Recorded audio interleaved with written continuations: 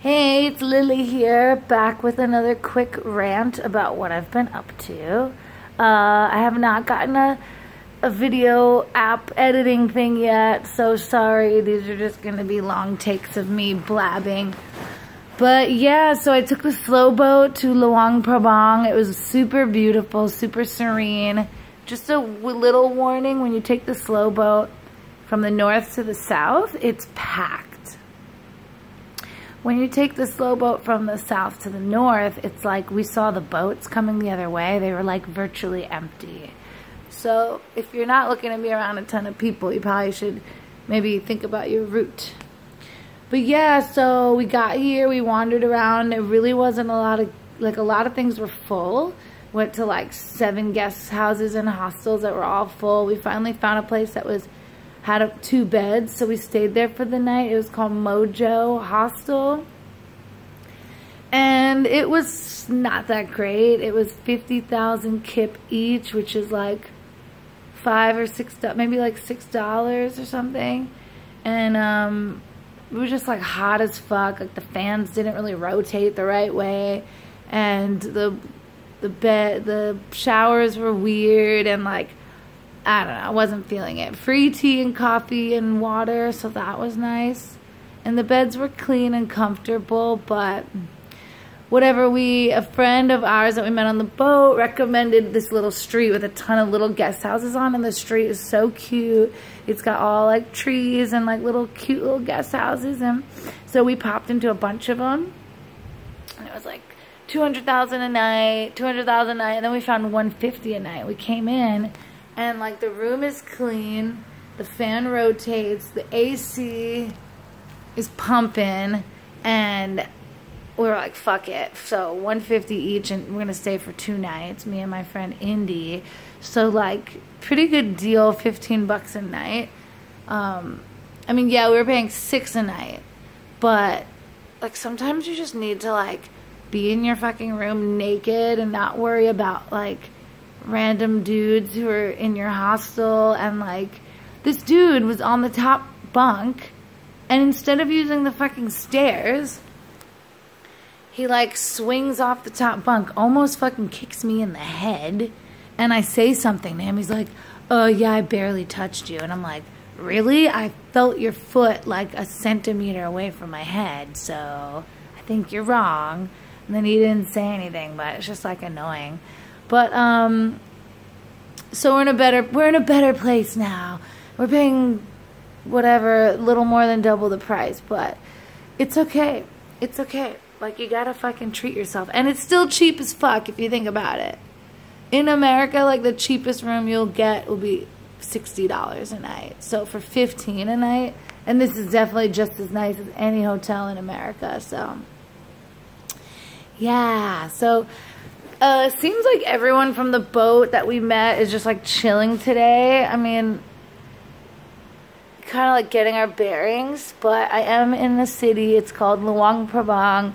It has a big French influence because France colonized, I think, Vietnam and Laos, or was it Laos and Cambodia? But they were here for a while, and there's a big French influence, so you can get a lot of French food, and some of the Lao people speak French, and it's really cute, and it's nice. But I keep kind of like ending up in cities and thinking like, oh, maybe I'll like this city better, and I just realized like, I don't want to be in a fucking city. Even if it's a nice city with a French influence and architecture, like, I'm just not fucking into it. I'm from New York City. I'm constantly surrounded by cement, and like, I just like can't do it. So I just like, I want to try to leave here. Once we're going to hang out today, and tomorrow we're going to go to that big famous waterfall. I forget what it's called, but like, it's basically like limestone tiers, and it's pretty fucking majestic. And we're going to rent motorbikes, which are more expensive here than in Thailand. In Thailand, you get a motorbike for $5 a day. Here, it's like $10 a day. So, it's annoying. Things are a little more expensive here. So, compromising for that. But the other thing is, yeah, we could do a tour, and it will be much cheaper. But the freedom you get with having your own motorbike is pretty much priceless. Because you're in the tour and they're going to tell you you have 2 hours to enjoy this majestic ass place.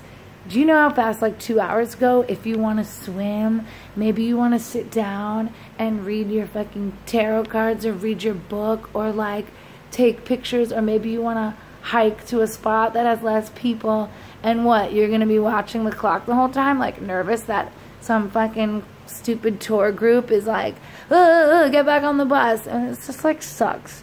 So for people who don't ride motorbikes, I really feel for you. If you're planning a trip to Asia, maybe you want to like take a little class before you go, you know, might be a good idea so you could feel more comfortable. Yeah, maybe take some classes, because I have to tell you, like, the motorbike freedom is really amazing. People get in a lot of accidents, though, so, like, you have to wear your helmet, have to be fucking careful. Like, if you drive too slow, like, you might fuck up other people on the road. Like, if you don't signal, you know, you could cause an accident. So, like, you do have to be aware. So I definitely advise figuring out your shit so you can get a motorbike. Meanwhile, I'm looking at myself and I look pretty fucking tan right now. Just saying. Yeah, so just enjoying this cold air blowing on me. It feels so good. And we're hoping that after our waterfall day that maybe we can relocate to like a smaller town that still has like some amenities or some guest house. I just think that'd be more my speed. Like a town that has some things to explore nearby. Just hang out for a couple days. I don't know though, like seriously, like I heard Laos is so beautiful, and I just need to like be open-minded and give it a chance, because I just like immediately, like my intuition just isn't into it. Like I'm just like, But also my intuition is like, really just wants to go to a beach. Like I just feel like I need to be at a beach. So I think, but fuck, like I'm in Laos, you know, I'm here in Laos now. And you know what they say, you're only in Laos once. YOLO, YOLO, YOLO, so YOLO, whatever. YOLO. YOLO, right? So you're only in Laos once, and like, I just feel like I should fucking explore. But like, my heart's not really in it. And maybe that'll change once I see some more shit.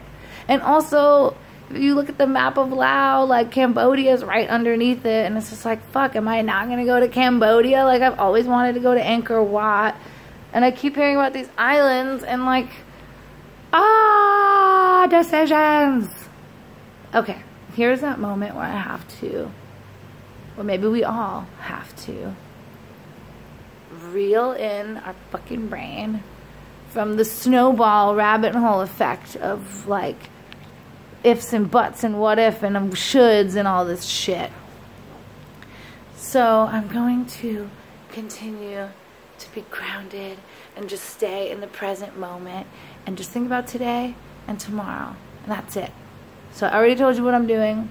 That's it. I'm just gonna really try to not let my brain go, because it just wants to go. So anyways, it was nice catching up with y'alls, even though it's really just me talking into a camera. But I just, whatever I feel like I'm sharing with a small little community, and maybe that's a nice thing to do. And I hope that my ramblings can, you know, affect some positive something in the world.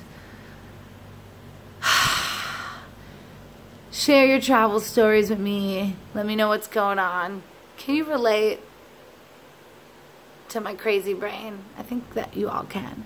But have you ever been to Laos? Have you ever been to Cambodia? Like, what are the things? Tell me about it. All right, y'all. Have a good day. Bye.